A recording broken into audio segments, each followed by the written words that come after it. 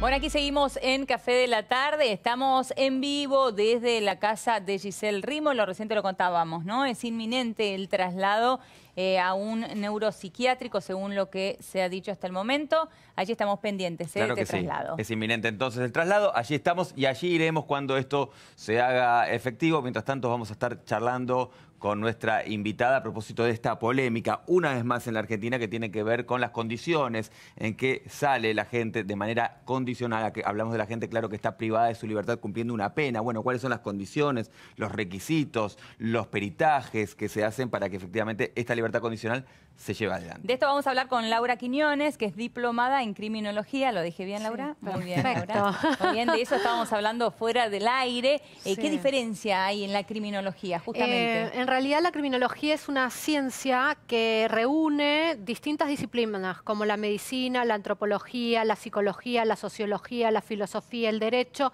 pero todas orientadas al estudio y la investigación de las conductas desviadas y los delitos en general. En cambio, también la manera de cómo prevenirlos, lo que es la criminología clínica, cómo reeducar y reinsertar en la sociedad a los reos, por ejemplo, o el análisis de la conducta. Es exactamente en perfilación criminal, tal ¿no? cual. Bueno, exactamente de lo que queremos hablar, justamente, y a raíz del caso de Abril, que nuevamente nos trae a hablar de este tema. Ya lo hemos hablado varias veces y todos coincidimos en que hablamos reiteradas veces de esto, pero nunca le encontramos una solución al tema. Estamos hablando de los dos delincuentes, uno de ellos que disparó y asesinó a Abril, bueno, que encontramos que tenían antecedentes y que estaban en la calle antes de tiempo. Exactamente, y a mí lo que me llama la atención es que digamos, omitir las recomendaciones de un equipo especializado. A ver, los criminólogos clínicos, es decir, aquellos que están adentro de una cárcel, les dan educación, intentan de que se reinserten, se resocialicen, se reeduquen, se rehabiliten. A ver, lo que hacen es analizar a la persona, ¿sí? Evaluarla, pero con pruebas clínicas estandarizadas, es decir, que son estructuradas y que son súper fiables. No, a ver, están validadas en todo el mundo, ¿entendés? Sí, entonces, si vos vas a... digamos, frente a una recomendación de ese tipo, que es válida, que es realmente estructurada clínicamente, vos vas a oponer esa opinión a un saber que vos estimás que no es así. Por lo menos vos tenés que debatir o sustentar por qué estás, digamos, negando la importancia de una llamada de atención. O pedir un informe complementario si no confías en ese. Si no confías en ese, podés hacerlo. Incluso vos podés decir, bueno, el sujeto, como puede decirte un informe, digamos, de evaluación de riesgo de reincidencia o de violencia futura, ¿sí?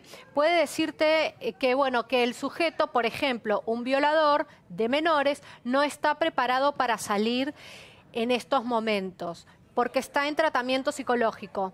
Pero yo, si soy un juez y quiero liberarlo, por lo menos tengo que decir, bueno, yo lo voy a liberar igual, pero voy a tener ciertas medidas de protección.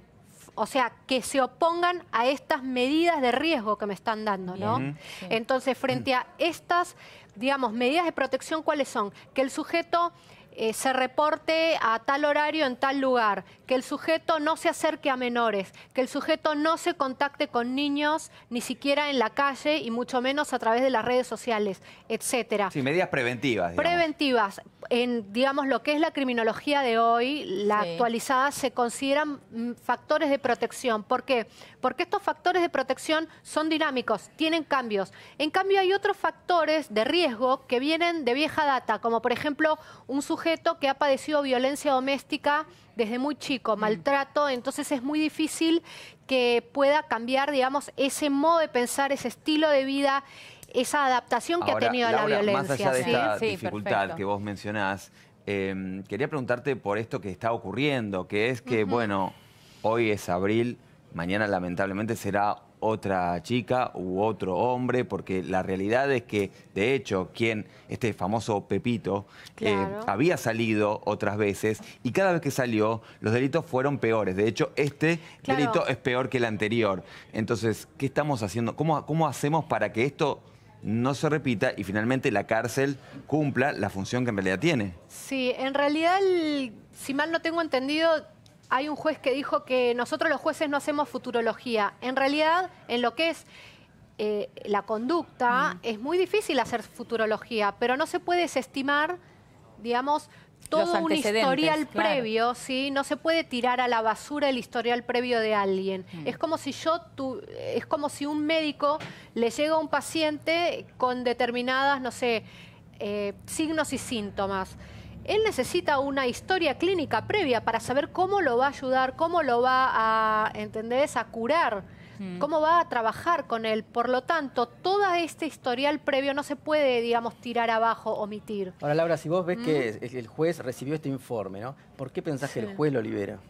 Y porque ellos tienen un criterio, digamos, que puede, digamos, valorar como a ellos les parezca dentro de lo que es la sana razón, ¿no? Claro, la sana la sana crítica. crítica. Entonces tienen respecto a eso el poder que a mi entender es excesivo, ¿sí? Porque si yo tengo un especialista que a mí me está diciendo esto es peligroso, yo no puedo arrojar a Es este cierto, sujeto. lo que pasa es que la naturaleza jurídica de los dictámenes es que no son vinculantes. Pero y ahí tenemos un problema. Ese es un grave error para mí, es un delirio.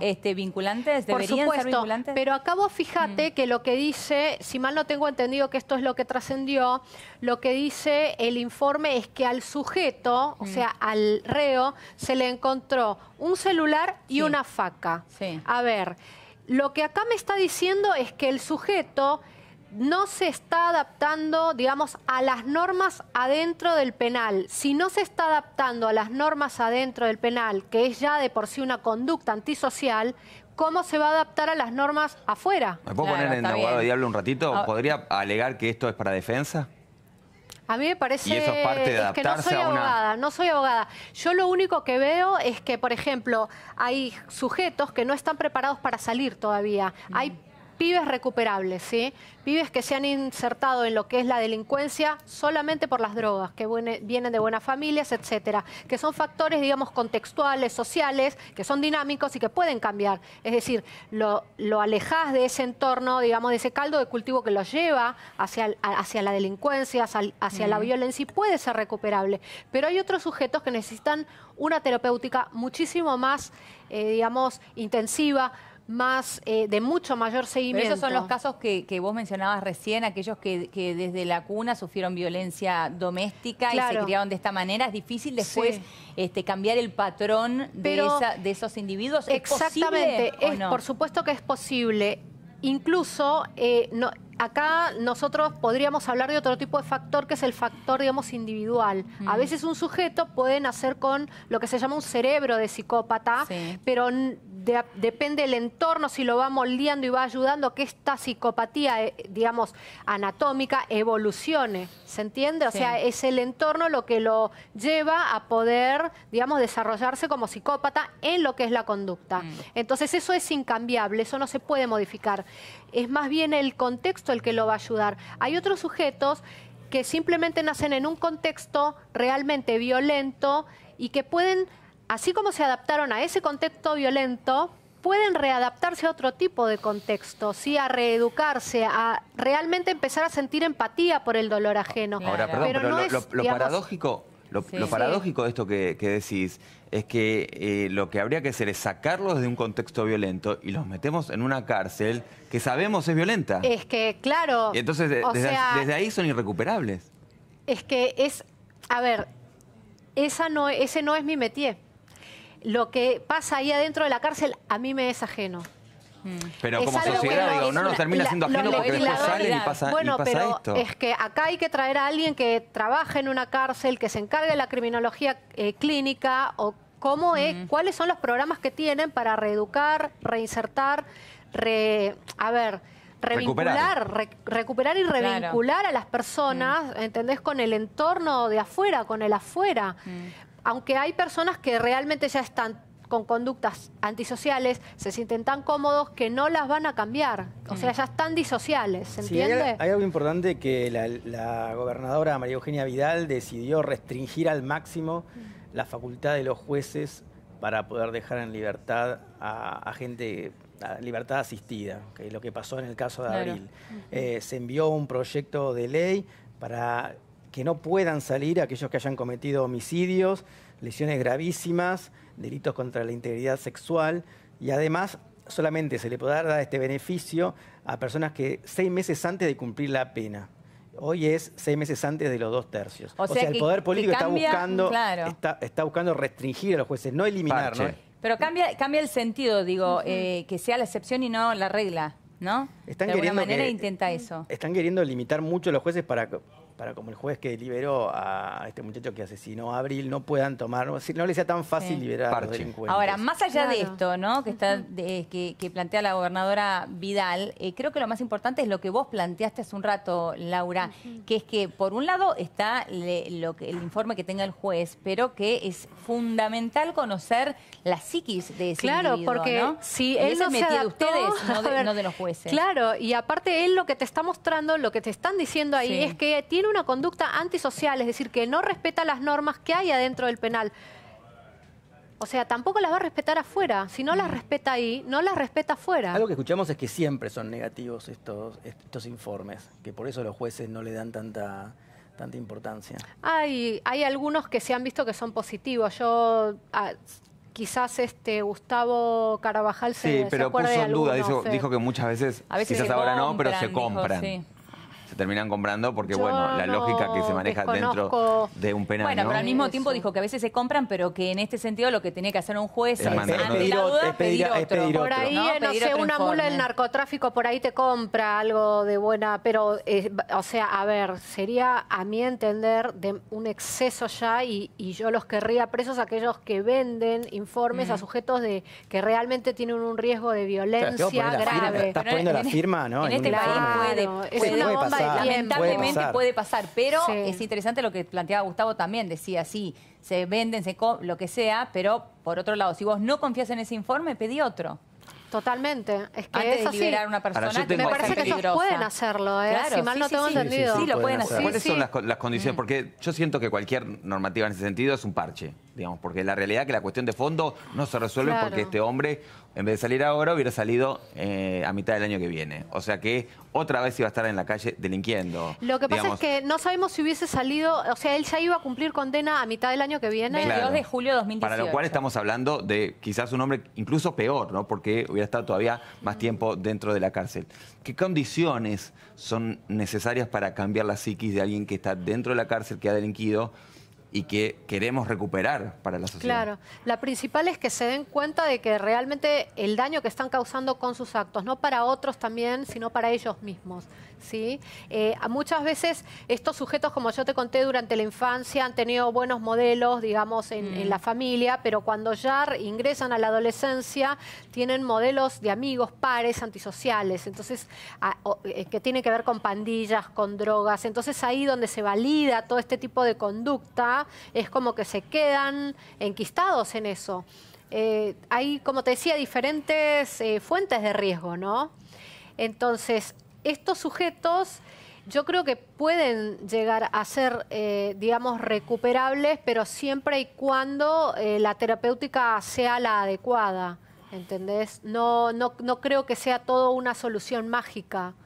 Ahora, hace un rato vos hablabas de una persona con un perfil ya de base psicópata. Que ahí depende, eso es peligroso. Que ahí depende de su entorno. Ese entorno puede aquietar, así como puede potenciar, también puede impedir que se desarrolle, la conducta psicopática. Sí, ¿puede? Sí. Hay un caso documentado en los Estados Unidos de James Fallon, que es un especialista en neurología o neuropsiquiatra, que está en Twitter, lo pueden encontrar, James Fallon. Él se dedicaba a estudiar todas las resonancias magnéticas de todos, digamos, los criminales más violentos de los Estados Unidos, o sea, violadores, asesinos en serie, y todos los que tuvieran ya un diagnóstico de psicopatía, ¿sí? Validado, con pruebas estandarizadas, estructuradas, que son válidas y fiables. Entonces, empieza a juntar todas estas resonancias magnéticas con gente normal, de él, de los amigos, y dentro de los 30, digamos, psicópatas, con cerebro de psicópata, había una más. Y dice, ¿cómo si yo tengo 30 diagnosticados con psicopatía, ¿quién es este más? O sea, ¿quién es este que sobra? Y cuando ve, es el cerebro de él. es su resonancia magnética. ¿Se entiende? O sea que sus conexiones neuronales estaban más relacionadas, estaban más afines anatómicamente a lo que es un cerebro de psicópata. Ahora, por lo que de vos... ese mismo estilo. Y él nunca tuvo una conducta antisocial, al menos que haya reportado. O sea que evidentemente ¿no? sí se le aquietó, de alguna se le desactivó. Es lo que los norteamericanos llaman nature versus nurturing. Claro, o sea, está ¿no? bien. Naturaleza versus el entorno, nutrición. Exacto, ¿no? sí. Ahora, a partir de esto que decís, y te hago la inversa, estábamos hablando de recuperar gente que aparece como irrecuperable. ¿Existe tal cosa? ¿Existe alguien que efectivamente es irrecuperable? Yo pienso que deben haber algunos casos, por ejemplo, aquellos que perseveran en el delito, delincuentes crónicos. Vos tenés casos, por ejemplo, de violadores en serie, no sé, a mi entender, yo lo trato en mi primer libro, que es Rastros Criminales. Yo tomo el caso de un violador que era conocido el violador de la bombacha, ¿sí? Que tenía un ritual fetichista. Se lo condena por 21 hechos, pero 51, 59 eran los reportados. Tremendo. ¿Se entiende? O sea, el ADN fue encontrado, era el mismo ritual, él escalaba en modalidad hombre araña a las casas de las mujeres, los edificios, es decir, que nunca en planta baja. Lo que hacía era exigirle a las mujeres que se cambien la bombacha para arrancárselas y violarlas, digamos, de un modo sumamente violento. Ya la violación de por sí es violenta, ¿no? Pero en realidad vos tenés distintas tipologías de violadores, donde algunos con un arma en la mano, un cuchillo, por ejemplo, le dicen, bueno, no te pongas nerviosa, si vos no gritas, yo no te voy a hacer daño. O sea, negocian. Otros le dicen cosas lindas, entre comillas, agradables, son como pareciera que quisieran justificar lo que están haciendo. ¿Vos considerás que es irrecuperable? Ese caso para mí no. Claro. Es mi impresión, ¿no? Sí, mi impresión es que no. Hay algunos que no deben salir, que realmente son irrecuperables. Tenés casos afuera, de asesinos en serie, casos de pederastas que atacan menores. O sea, incluso hay países anglosajones donde para saber si estos sujetos, por ejemplo los violadores de menores, han sido recuperados, o sea, se han recuperado gracias a la terapéutica que les dan, ¿sí? Para delincuentes sexuales especializados, lo que hacen es colocarle una película donde hay sexo violento con menores o menores desnudos, ¿sí? Entonces, a ellos se les coloca en el pene un aparato que se llama el pletismógrafo. Y el pletismógrafo lo que hace es medir la tumescencia del pene. Es decir, para ver la reacción real, si ellos realmente pueden controlar ese impulso. Claro, tremendo. ¿Entendés? Sí, o sea, sí, entonces, si ellos pueden controlar eso, pueden controlarse afuera. Claro. ¿Sí? Claro. Laura, te agradecemos enormemente. Gracias a ustedes. Muchísimas Clarísima, gracias, como siempre. Sí. ¿Hacemos una pausa? Pequeña pausa en Café de la Tarde. Breve, no Ya se vayan, venimos. que seguimos con más.